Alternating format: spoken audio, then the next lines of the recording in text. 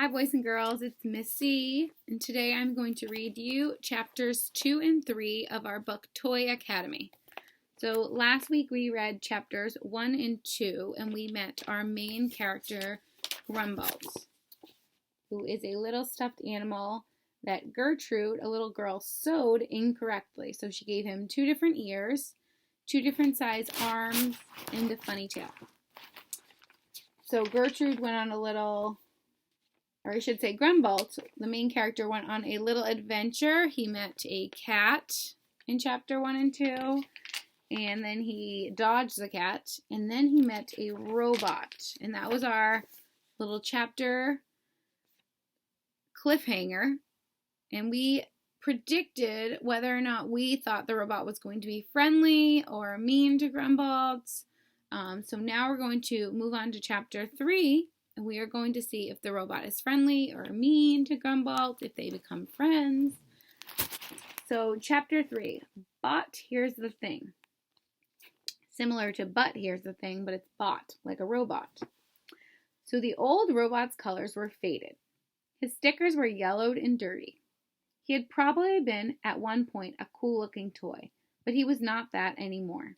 Have you seen an armored panda? The old robot asked. I don't think so, Grunbolt said to his new friend. There he is. Look, I don't have time to talk to you, the robot said. I was supposed to be here before little Thomas over there opened his new action figures. That armored panda isn't ready. His box said he's the best fighter on the team, but he's terrible at play battle. Grunbolt turned just as the armored panda failed to duck and his head went flying.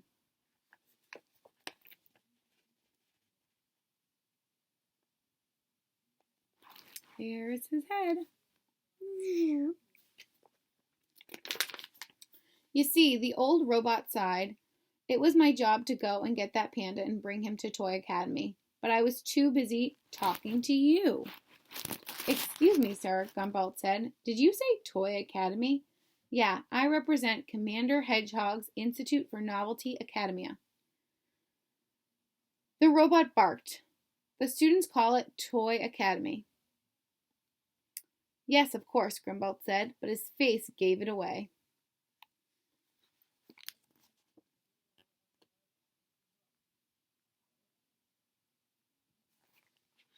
You've never heard of it? The robot stated. The Academy's mission is to help toys learn how to play.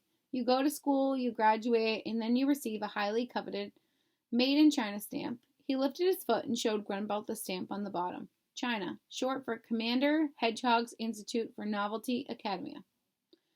So classes start tomorrow, and that panda was a prime candidate for Toy Academy. But at the very least, you gotta have a head. Grumbolt perked up. He had a head. Some had argued that he had too much of a head. He smiled willingly at the old robot. Get that look off your face, the robot snapped. I can't. It's my go-to. Look, it's the one that Gertrude sewed on my face. Sir, Mr. Omnibus squared. The robot shot back. Mr. Omnibus, sir, I'm a very new toy. Grumbolt puffed up his chest. I need to learn. So if I went to Toy Academy and I was really good, Omnibus relented. Then Child Placement Division would set you up with the perfect child. But that's if there's a child out there for you. But I just can't take you to Toy Academy. Sure you can. You're out one panda. There's a space available, Grumbolt said, really hoping that Omnibus would turn around and see the panda's head, or wouldn't hope that Omnibus didn't turn around and see the panda had put his head back on.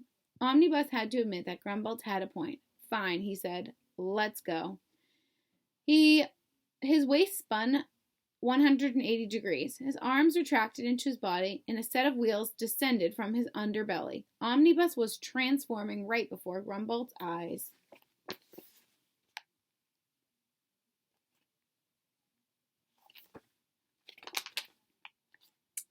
End of chapter 3. So now we're going on to chapter 4, Micromanaged. The transformation was taking a very long time. Omnibus wasn't as sharp as he used to be, and transforming was a complicated process. Do my arms go this way? Ugh, why did I throw away my instruction manual? So he is a little rusty. There's no way my head went in here. I'd remember this. This is so bad for robot arthritis. Ugh, close enough.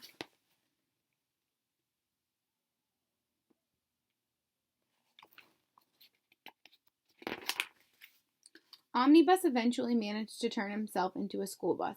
He opened his doors and Grumbold climbed in. The bus sped down a sidewalk. Omnibus stirred. Omnibus, sir, is Toy Academy nearby, please? Omnibus's voice came over the bus radio. We have a stop to make first. Gotta pick up another student. Omnibus parked in an alley next to a store called Earth Prime Cosmetics and Toys. Waiting next to the back door was a small action figure. She was very well painted and very well made. She was also wrapped in a protective bag. Are you Micro? Omni boomed. Yes, sir, the action figure responded. And are you a 1984 first edition Omnibus Squared? Yep, Omnibus said, letting her aboard. Micro high-fived herself.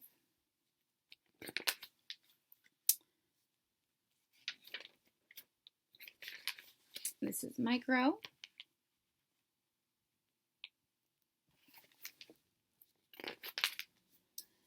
How did you know that? Grumbold asked. I'm a bit of a toy historian, the figure explained as she sat down. I'm Micro Gigantic. Grumbold said, putting his paw out. I'm a little bit of a toy. Micro did her best to shake, but the plastic wrapping made it quite awkward. Sorry, Micro sighed. If you don't mind me asking, Grumbold started. The bag protects my value, Micro explained. I'm a mail-away toy, super rare and collectible. Eventually I'll wind up on someone's shelf, posing, inspiring, being admired. You don't want to play, Grumbold said, and get scratched? No, I plan to graduate in perfect condition. Now, if I can ask a question, Micro said, what are you? Grumbold shrugged. I'm pretty sure I'm rare, too. I mean, Gertrude only made one of me. Yes, but what are you? Micro asked. You look like a sea otter from one angle, but then if you turn your head and you give off more of a woodchuck vibe. I'm not exactly sure what I am. Not yet, Grumbold said. I only know I'm going to be the best toy ever. At that moment, Omnibus was rapidly approaching their destination, and it was incredible.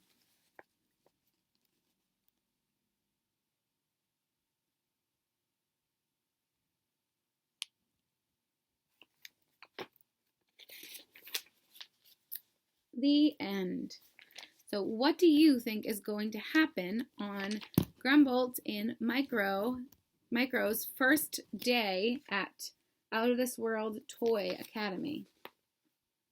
Okay, so you can comment below what you think of the story so far, what you think the Toy Academy is going to be like, or if you're just liking the book, you can give it a thumbs up, a thumbs down, or say what you're liking about the book. Okay, guys?